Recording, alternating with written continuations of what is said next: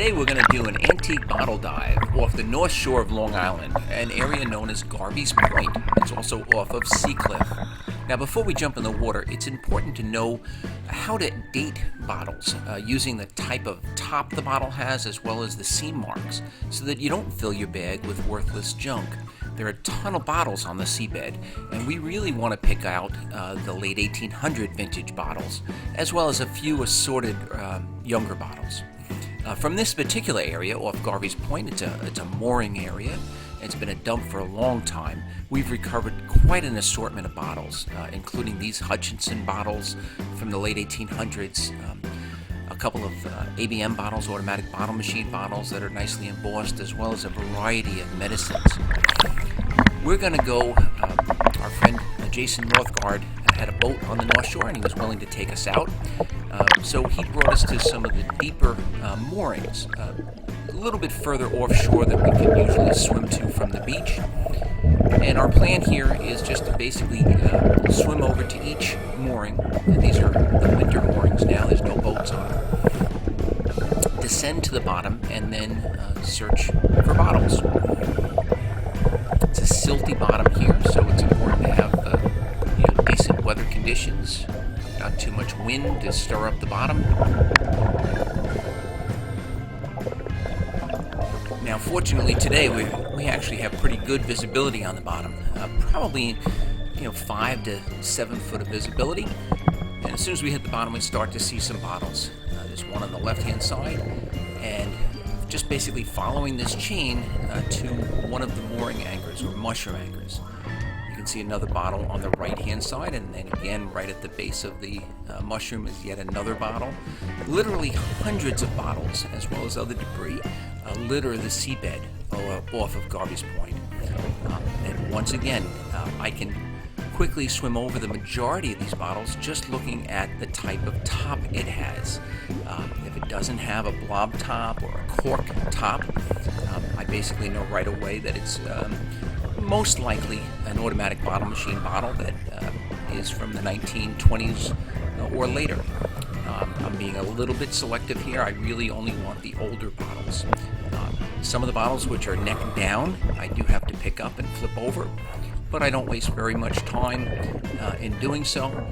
The other reason for being kind of quick about this is that with this silty bottom, if you don't quickly look at those bottles and distinguish which ones are keepers, the silt follows you over the area and quickly limits visibility, sometimes down to nothing. Again, today conditions are pretty good. I'm just cruising the bottom, just past another bottle on the right hand side there. I'm just going to flip it over, take a quick peek. That's a cork crown top. It's not an old bottle at all. Approaching another mooring anchor. Now these mushroom anchors actually act as a little dredge. Every storm, when a boat's actually moored to them, the boat actually pulls them a little bit, and they accumulate many times quite an assortment of bottles that they literally dredge or plow out of the deeper mud. So it's always a good idea to investigate the mushroom anchors and to see what they've uncovered. And that also means that you can return to the same site year after year and continue to expect to find bottles.